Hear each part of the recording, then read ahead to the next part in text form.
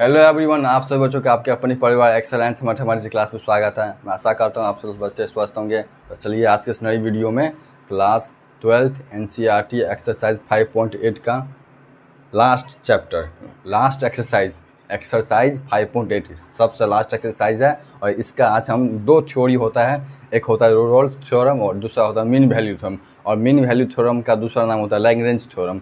तो चलते हैं आज इस रोल्स थ्योरम को जानेंगे। जैसे कि नाम से स्पष्ट, थ्योरम यानी कि रोल्स नाम का एक वैज्ञानिक था, वैज्ञानिक ने आया, अपना गणितज्ञ मैथमेटिशियन एनालिसिस करके चला गया। यानी कि रोल्स एक थ्योरम बना के चला गया। और वो रोल्स थ्योरम बनाया गया है किस पर? जब कोई फंक्शन को, जब कोई पॉलिनोमियल फंक्शन को या ट्रिगोनोमेट्रिक फंक्शन को कहा जाए रोल्स थ्योरम के अकॉर्डिंग, इसको प्रूफ करने के लिए और रोल्स थ्योरम को प्रूफ करने के लिए मेन तीन शर्तें होती है। देखिए जैसे कि बोर्ड पे लिखा हुआ है, देख लीजिए। चलिए स्टार्ट करते हैं और सभी बच्चे देखिएगा एकदम गौर से अच्छे से। देखिए पहला में क्या है? रोल्स थ्योरम होने का तीन शर्तें हैं। यानी कि तीन शर्त होता है रोल्स थ्योरम को होने का। रोल्स थ्योरम बेसिकली एक साइंटिस्ट का नाम था रोल्स, गणितज्ञ, द प्रोफेसर ऑफ मैथमेटिशियन था जिसने रोल्स थ्योरम बना के चला गया। क्या करें, अब वो सब बनाएगा तो हम सबको पढ़ना पड़ेगा ही। चलिए एफ एक्स माने एनीबॉडी कोई भी फंक्शन हो तो उस रोल्स थ्योरम को होने का शर्त, पहला शर्त ये है कि वो फंक्शन क्या होना चाहिए? तो कंटिन्यूस होना चाहिए। अब जो बच्चा कंटिन्यूस नहीं जाता, अब कंटिन्यूस नहीं जानता है तो वीडियो के प्लेलिस्ट में जाए, आपको 2024 टॉपर बैच का प्लेलिस्ट होगा, उस पर क्लिक थोड़ा कीजिए, आपको कंटिन्यूस का इसमें वीडियो खोजिए, मिल जाएगा। F x is continuous is close interval यानी कि अब ये भी नहीं जानता होगा कोई कि क्लोज इंटरवल ओपन इंटरवल क्या होता है। तो ये क्लास 11th का है, 12th वालों सुधरोगे नहीं आता है, 11th वाले वीडियो में जाओ, लीनियर इनइक्वालिटीज का चैप्टर होगा लिखा हुआ, उस प्लेलिस्ट में जाओ, उसमें क्लोज इंटरवल ओपन इंटरवल के बारे में बताया गया है, उसमें अच्छे से जान जाइएगा, उसमें डीपली बताया गया है। देखिए एफ एक्स जो है सबसे पहला नियम यह है, कंटिन्यूस होना चाहिए इन क्लोज इंटरवल में ए और बी। दूसरा कहता है F x is differentiable exercise 5.1 में और 5.2 में भी है थोड़ा बड़ा।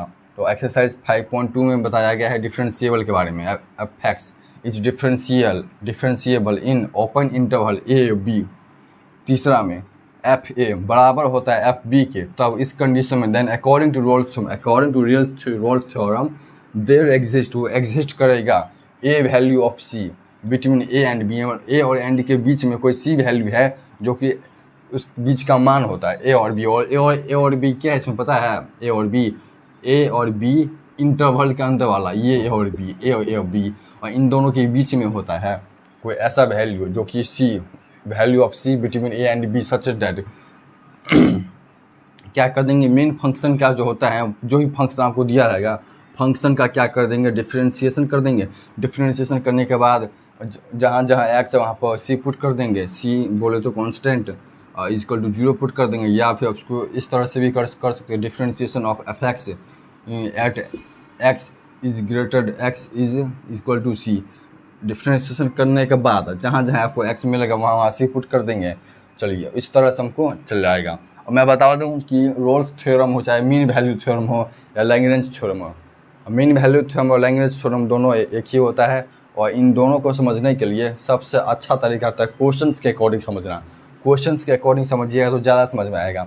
चलिए आप एक क्वेश्चन ले लिए, एग्जाम्पल में देख लीजिए। ऐसा ही एग्जाम्पल आपको एनसीईआरटी बुक में भी है। वेरीफाई करता हमको करने के लिए कि रोल्स थ्योरम पर काबू करता है कि नहीं, और कि रोल्स थ्योरम लागू होता है कि नहीं इस फंक्शन पर। तो चलिए इसका सॉल्यूशन देखते हैं। सॉल्यूशन से f x square plus 2x minus 8 at x belongs to -4 तो इसको सॉल्व करने के लिए हमको ये पूरा मिटाना पड़ेगा। मिटा देते हैं, उसके बाद इसको देखते हैं ऊपर में कैसे सॉल्व किया जाएगा। चलिए सही बच्चे ध्यान दीजिएगा, एकदम आसान तरीके से मैं बताऊंगा और बहुत ही आसान तरीके से। पूरे यूट्यूब पर ऐसा तरीका आपको कहीं नहीं मिलेगा, मैं बता दे रहा हूँ। पूरे यूट्यूब पर तो मैं भी हूँ, लेकिन मेरे चैनल पर ही मिलेगा ये वाला। चलिए इसके बाद वेरीफाई रोल्स थ्योरम। फंक्शन क्या है तो फंक्शन देख लेते हैं यहाँ से सॉल्यूशन से। देखिए ये क्वेश्चन है, इसका सॉल्यूशन ये रहा। एफ एक्स बराबर एक्स स्क्वायर प्लस में 2x माइनस में 8 एट x बिलोंग्स टू -4 और 2। इसमें क्या कर देंगे, सबसे पहला नियम तो इसमें ये है, पहला शर्त याद कीजिए। पहला शर्त क्या है, तो पहला शर्त कहता है कि f(x) क्या होना चाहिए, तो पॉलीनोमियल होना चाहिए। तो पॉलीनोमियल तो है x² + 2x - 8। देख लीजिए पॉलीनोमियल फंक्शन है, बहुपद वाला फंक्शन है। बहुपद बचपन में पढ़े होंगे, बहुपद यानी एक पद से, दो पद से, तीन पद से ज़्यादा होता है तो उसको बहुपद बोलते हैं। तो बहुपद का ही इंग्लिश में करते हैं पॉलीनोमियल फंक्शन। और मैं बता दूं, पॉलीनोमियल फंक्शन हमेशा इज ऑलवेज कंटिन्यूस।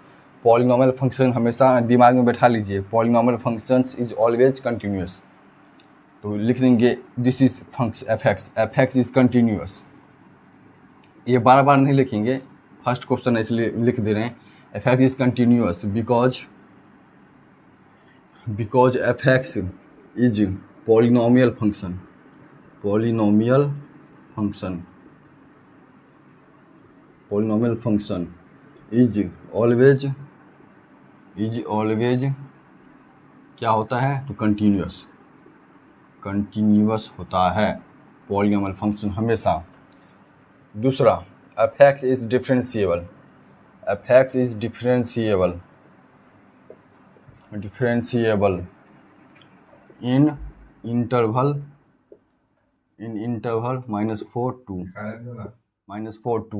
इसके बाद चलिए पुट x बराबर -4, मेन फंक्शन में पुट कर देंगे। f(x) बराबर x² + 2x - 8। अब जहाँ जहाँ x है वहाँ -4 पुट कर देंगे इस तरह से।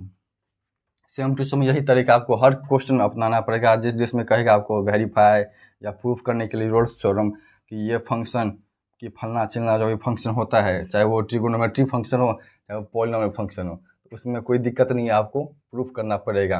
प्रूफ करने का एक ही तरीका है, सेम टू सेम यही छाप देना है, कॉपी पेस्ट।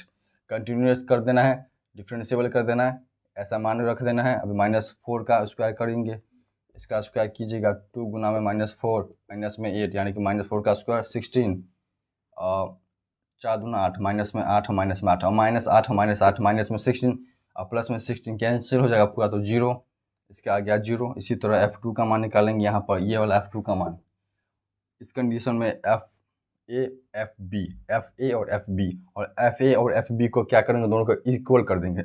f2 का मान निकालेंगे 2 का स्क्वायर प्लस में 2 गुना में 2 माइनस में 8। यहाँ से इसको थोड़ा हल्का मिटा देते हैं। चलिए 2 का स्क्वायर 4 + 2 × 4 माइनस में 8, 4 4 8 कैंसिल, ये भी हो गया पूरा, तो 0। इसका भी आ गया हमको 0।